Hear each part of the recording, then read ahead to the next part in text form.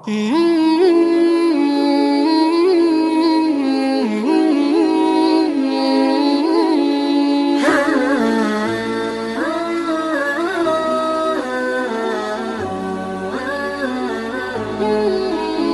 bin Khattab radhiyallahu anhu menceritakan sabda Nabi SAW, "Ma minkum min ahadin yatawadda'u fayusbighul wudu'a thumma yaqul asyhadu an la ilaha illallah wahdahu la syarika lah wa asyhadu anna Muhammadan abduhu wa rasuluh illa futihat lahu abwabul jannati tsamaniyah yadkhulu min ayyaha sya'."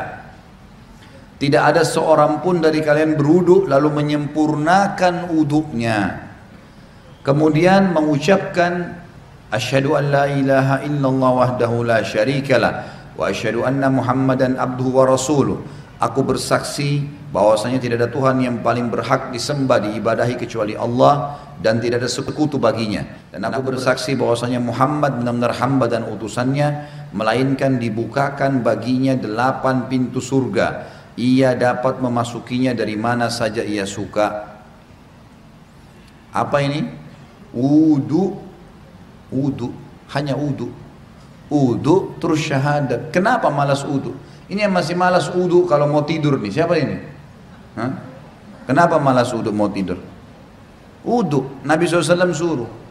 Dalam sebuah hadis dikatakan, kalau seseorang hamba tidur dalam keadaan bersuci, wudu, maka Allah akan titipkan bersamanya malaikat di ranjangnya, yang setiap kali dia bergerak, malaikat itu mengatakan, ya Allah ampunilah dia. Balik kiri kanan lagi tidur kita nggak sadar, malaikat minta, ya Allah ampuni, ya Allah rahmati. Dan Allah akan mudahkan dia kalau mau tidur, kalau tidur wudu itu mau bangun sholat malam Allah bangunin, mau bangun sholat subuh Allah bangunin. Kenapa nggak mau wudu nih? Kenapa malas wudu? Wudu ini kalau disempurnakan, diikuti dengan syahadat saja habis itu, masuk dari 8 pintu surga yang mana dia mau. Berapa menit tuh wudu? Balasannya bisa pilih pintu surga. Ya Allah yang ke-8 deh saya mau masuk nanti di akhirat. Hanya wudu. Wudu itu bukan cuma untuk sholat. Makanya para sahabat selalu wudu, batal wudu, batal wudu. Selalu, nggak pernah berhenti. Harus wudu. Tapi makna hadis ini adalah pelajaran pertama, Bapak Ibu sekalian, siapa yang berwudu dan menyempurnakan wudunya, menyempurnakan wudunya. Penyempurnaan wudu adalah menjalankan seperti sunnah Nabi SAW. Ingat, yang paling pertama niat dalam hati mau wudu karena Allah perintahkan. Yang kedua, harus minimal tempat yang paling standar, minimal ya. Seperti misal wudu itu pergelangan tangan yang diperintahkan. Ini pergelangan tangan. Ini batas minimal. Penyempurnaannya adalah menyentuh semua batas minimal. Kurang sedikit wudunya nggak sah, sholatnya nggak sah. Makanya ada makna hadis menyempurnakan wudu. Maksudnya adalah menyempurnakan tempat minimal, dan kalau Bapak Ibu lebihkan jauh lebih baik. Sabda Nabi SAW, saya ingin sekali bertemu dengan saudara-saudara saya. Kata para sahabat, ya Rasulullah, kami saudara-saudara Anda. Kata Nabi SAW, bukan, kalian sahabat-sahabatku, saudara-saudaraku yang datang nanti sepeninggalku, kita-kita ini semua. Lalu sahabat faham, mereka berkata, ya Rasulullah, bagaimana Anda bertemu dengan mereka? Bagaimana Anda bisa mengenal mereka nanti? Karena ketemunya di hari kiamat. Kita ketemu dengan Nabi SAW kapan? Di hari kebangkitan, mahsyar. Bagaimana Anda mengenal mereka sementara Anda tidak mungkin kenal mereka, tidak pernah ketemu, mereka juga tidak pernah ketemu dengan Anda.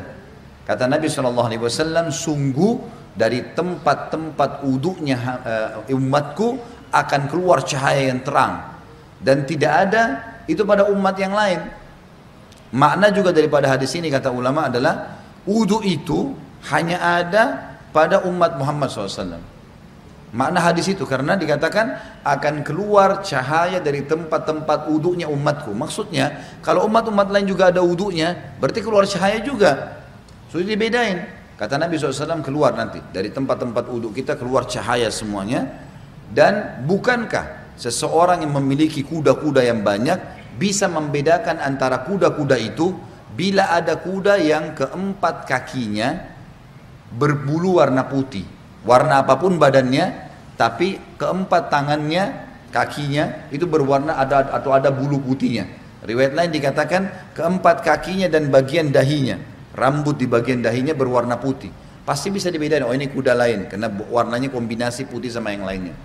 Maka begitu pula saya akan membedakan umatku. Lanjutan hadis tadi, dan siapa yang bisa memanjangkan jamahan uduknya supaya cahayanya memanjang, maka lakukanlah. Disunnahkan lebihan, misal minimal tadi pergelangan, lebihkan. Minimal wajah seperti ini maka dilebihkan sampai di bawah dagu.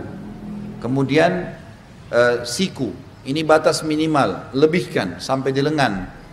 Batas minimal kaki, mata kaki, lebihkan sampai ke betis, gitu kan. Dan boleh wudu pada saat orang lagi mandi, di kamar mandi tidak pakai pakaian boleh. Asal bukan di tempat umum, insya Allah nggak apa-apa. Loh iya, kamar mandi kita sendiri ada pintunya tertutup nggak ada masalah. Karena pernah ada yang bilang gitu, Ustadz boleh nggak saya wudu sementara saya mandi, atau saya harus tutup dengan sarung atau handuk? Kalau sendirian nggak ada masalah, nggak ada larangan di situ. Maka kita boleh. Nah pada saat itu justru kesempatan melebihkan, siku bisa dilebihkan, mata kaki bisa dilebihkan, kan bisa dilebihkan gitu kan, kesempatan pada saat itu. Wudu yang benar yang dikatakan sempurna adalah contohnya mengambil air dengan dua telapak tangan kanan, dua telapak tangan, kemudian kalau keran lagi jalan juga begitu, menarik dari sisi punggung kanan ke pergelangan dengan tangan kiri. Ini dulu dimulai tarik dari sini, dilebihkan ini batas minimal, lebihkan. Kemudian tangan kanan menarik untuk tangan kiri juga sampai batas lebih dari batas minimal, sampai ke sini kurang lebih. Kemudian baru mempertemukan antara punggung dalam dua-duanya dan menyelat-nyelatkan di antara dua jari. Karena ini sunnah, Nabi SAW menyuruh menyelat-nyelatkan. Jadi ini baru satu ya, ini baru satu.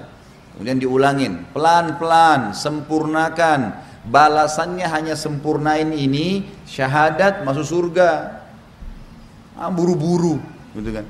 Pelan-pelan, 1, 2, sampai 3 selesai. Yang selanjutnya mengambil air di telapak tangan, kemudian memasukkan setengahnya ke mulut sambil kumur-kumur, sisanya dihirup di hidung.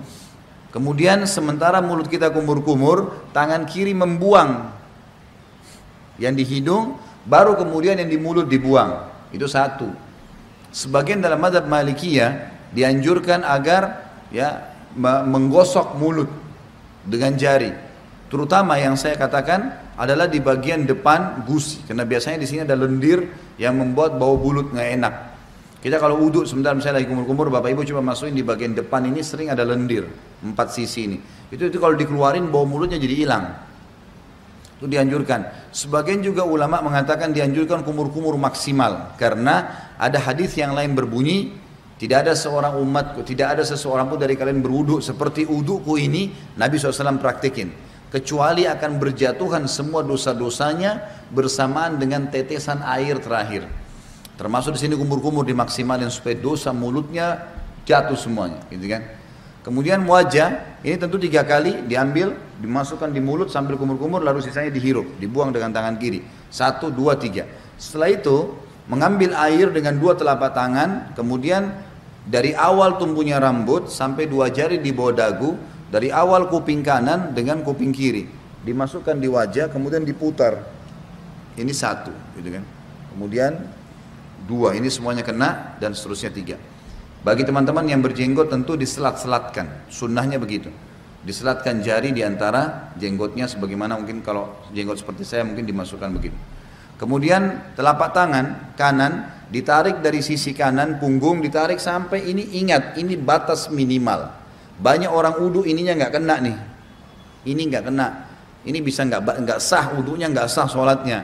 Jadi tarik sampai sini nih, kemudian baru diputar ke dalam, 1, 2, 3, sampai 3 kali. Kalau misal air kerannya di atas, ngalir di keran, dan kita mau tarik dari atas boleh, tarik di atas batas minimal, ya. Jadi ditarik dari sini di atas siku, tarik ke bawah, kemudian baru diputar ke bagian dalam. Kanan dulu baru kiri. Setelah itu baru kepala. Kepala ini diambil air. Sunnah Nabi SAW ditarik dari awal kepala sampai ke tengkuk, ya, sampai ke batang leher. Kemudian ditarik lagi ke atas kembali. lalu jari telunjuk masuk ke dalam lubang, ibu jari mutar di belakang. Satu, ya. Ini satu-satunya yang dilakukan satu kali saja. Kalau semua tadi anggota tubuh, telapak tangan, tangan sampai siku, wajah, ini semua tiga kali. Kumur-kumur, bersihkan hidung semua 3 kali. Kecuali kepala cuma sekali. Bagi ibu-ibu yang rambutnya panjang, ditarik sampai ke tengkuk, lalu ditepuk-tepuk ke atas. Sampai kembali ke depan, baru kemudian masuk ke sini, baru diputar.